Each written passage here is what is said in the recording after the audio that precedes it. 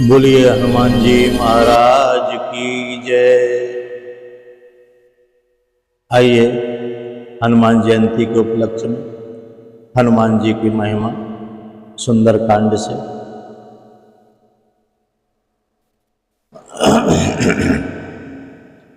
श्री जाम्बवन जी ने कहा, हे हनुमान जी, आप श्री जानकी का पता लगाकर उनका दर्शन करके उनका समाचार श्री राम जी को सुनाइए। यह वचन श्री हनुमान जी को बहुत अच्छा लगा। जाम्बवंत के वचन सुहाए, सुने हनुमंत हृदय अति भाए।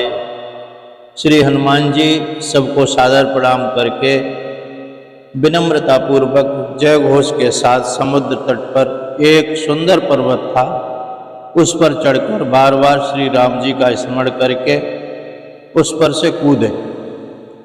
सिंधु तीर एक भूधर सुंदर, कौतुक कूद चढ़े ताऊ पर।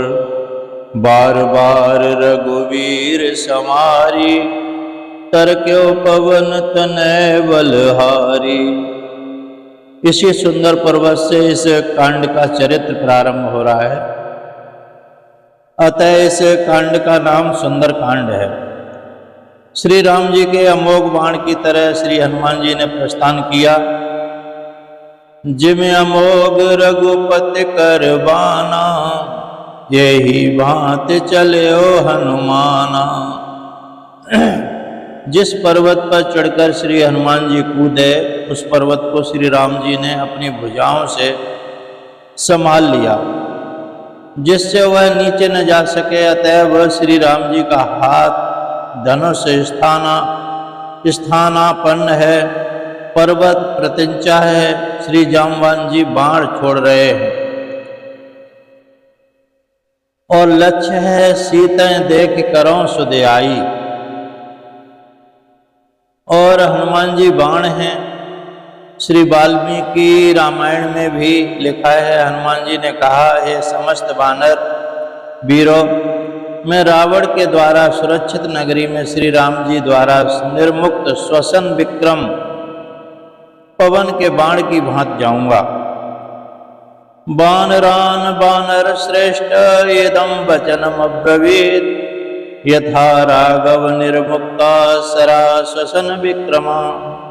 गच्छेत तद्वद गविष्यामि लंकाम रावण पालिताम। वाल्मीकि रामायण। रामबाण का भाव एक क, जैसे रामबाण अव्याहत गति होता है, उसी प्रकार मेरी गति को भी कोई रोक नहीं पाएगा। ख दूसरा, जैसे श्री राम का बाण अमोघ अव्यर्थ होता है, उसी प्रकार मैं भी कार्य करके ही लौटूंगा। मेरी यात्रा व्यर्थ होगी, व्यर्थ नहीं होगी। जैसे श्री राम का बाण कहीं दृश्य कहीं अदृश्य, कहीं छोटा कहीं बड़ा हो जाता है, उसी प्रकार मैं भी कहीं दृश्य होकर कार्य करूंगा और कहीं अदृश्य होकर कार्य करूंगा। कभी छोटा रूप धारण कर लूंगा, कभी बड़ा रूप। जैसे श्री राम के बाण की त्रिलोक में सर्वत्र गति है, उसी प्रकार श्री जानकी जी को मैं स्वर्ग लोक, मृत्यु लोक और पाताल लोक जहाँ भी मिलेंगी ले आऊँगा। जैसे श्री राम जी का एक बाण अनंत रूपों में कार्य करता है, उसी प्रकार मैं भी एक होकर के अनंत वीरों का कार्य एकाकी संपादन करूँगा। जैसे श्री राम जी का बाण कार्य करके श्री राम जी के पास चला आता है, उसी प्रकार मैं भी श्री सीता दर्शन करके श्री राम जी के श्री चरणों में उपस्थित हो जाऊंगा। श्री राम का बाण बिना लक्ष्य के नहीं चलता, उसी प्रकार मेरी यह यात्रा श्री सीता दर्शन के लिए है। श्री हनुमान जी की यात्रा की प्रशस्ति में श्री रसिक बिहारी जी कहते हैं, देव दहलाने और देव अहलाने सिंधु, जीव कहलाने जल उछल नदी सको। बहान तेज मंद पथ बंद व्योम गमन को, आसन सुदृढ़ ढगो सम्मुसुर ईश को।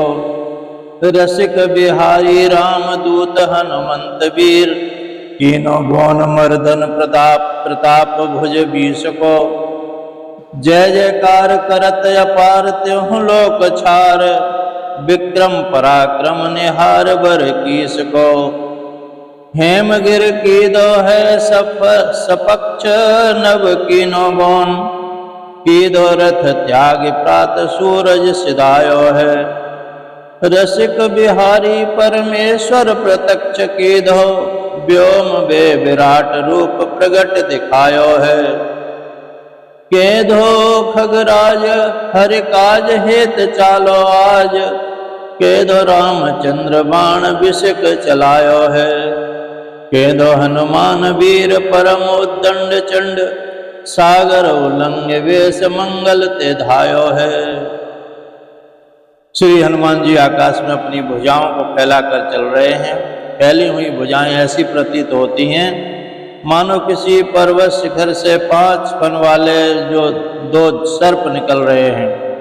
श्री हनुमान जी का शरीर ही विशाल शैल है और उनकी भुजाएं ही सर्प हैं और उनकी 5 उंगलियां सर्प के फड़ के समान हैं। तस्यांबर्गतो बाहु ददृश्याते प्रसारितो, पर्वताग्राद विनिष्क्रांतो पंचस्याविवपन्नगो। वाल्मीकि रामायण में जिस समय श्री हनुमान जी यात्रा कर रहे थे उस समय देवता गंधर्व चारण पुष्प वृष्टि करने लगे। श्री सूर्यदेव ने उन्हें ताप नहीं बचाया। उनका मन प्रसन्न है कि आज मेरा शिष्य राम कार्य करने के लिए जा रहा है। हनुमान जी श्री सूर्यदेव भगवान के ही शिष्य हैं। वायुदेव ने अपना वेग सुखद कर दिया। आज उनका पितृत्व कृतार्थ हो रहा है।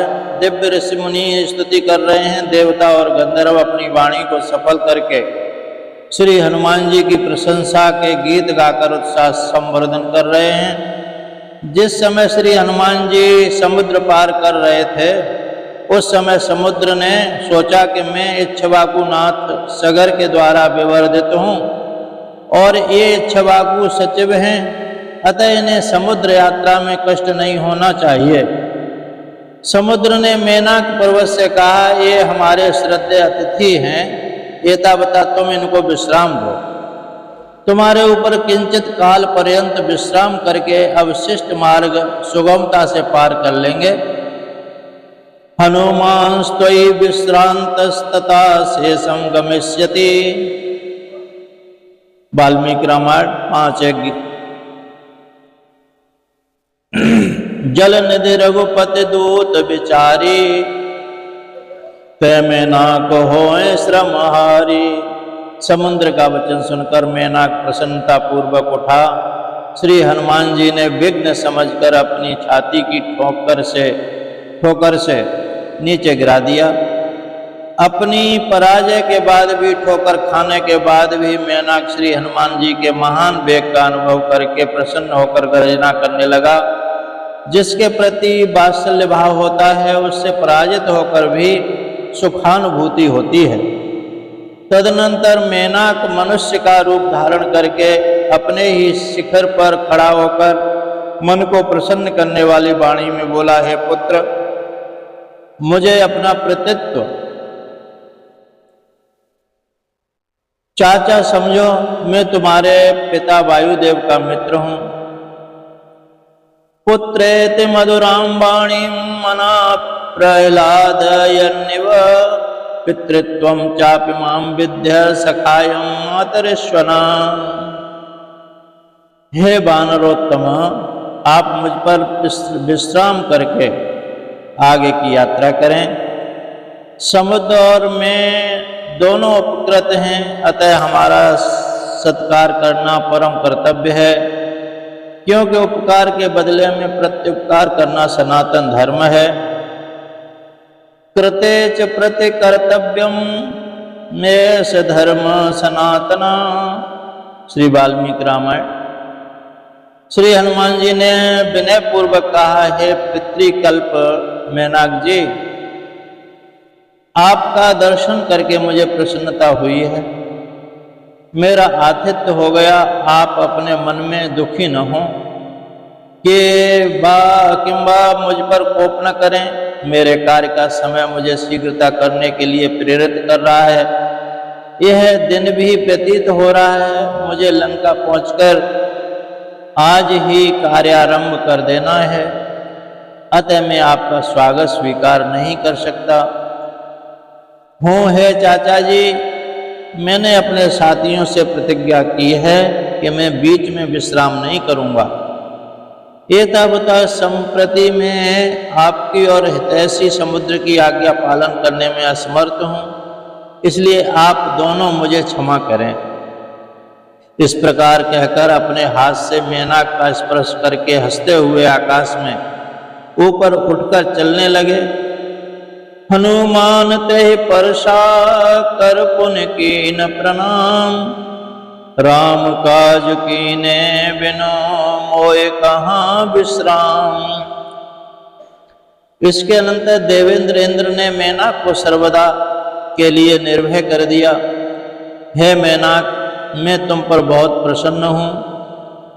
तुमने श्री राम भक्त हनुमान जी का स्वागत किया है। हे सौम्य, मैं तुम्हें अभय दान देता हूँ। तुम सुखपूर्वक जहाँ जाओ चाहो जाओ। हिरण्यनाभ शैलेंद्र परितुष्टोऽस्मि ते भृशं, अभयं ते पृच्छामि गच्छ सौम्यम यथा सुखम। श्री वाल्मीकि रामायण। श्री राम भक्त जी की सेवा करने के प्रयास का फल शैलेंद्र मेनाक को तत्काल मिल गया। इसके पश्चात देवता गंधर्व सिद्ध और महर्षियों ने सूर्य की तरह तेजस्विनी नागमाता सुरसा को श्री हनुमान जी के बल और बुद्धि की परीक्षा के लिए भेजा। जात पवन सुत के वन देखा, जाने कहु बल बुद्धि विशेषा। सुरसा नाम यहिन के माता, पठे न आए कही तहि बाता। सुरसा को परीक्षा के लिए भेजने का कारण यह है कि परीक्षक को कोमल नहीं होना चाहिए, निष्पक्ष होना चाहिए। सुरसा नागों की माता है, नागों का आहार वायु है और श्री हनुमान जी वायु पुत्र है। आनुवांशिक शत्रुता है, दूसरे नागमाता कठोर हृदय होती ही है, तभी तो अपने पुत्रों को भी खा जाती है। पुत्रादिनी सर्पिणी। अतः सुरसा को भेजा। सुरसा श्री हनुमान जी को मार्ग में घेर कर बोली, आज देवताओं ने मुझे भोजन दिया है, एतावता मैं तुम्हें खाऊंगी। यह सुनकर पवन पुत्र ने कहा, श्री राम जी का कार्य करके मैं लंका से लौट आऊं, तब तुम मुझे खा जाना। लेकिन राम कार्य देवताओं का ही कार्य है, जिन्होंने मुझे भोजन दिया है। उसके न मानने पर श्री हनुमान जी ने कहा, मैं तपस्विनी सीता जी की खबर प्रभु को सुना दूं, तब तुम मुझे खा लेना। इस पर भी उसने स्वीकार नहीं किया। तब श्री हनुमान जी ने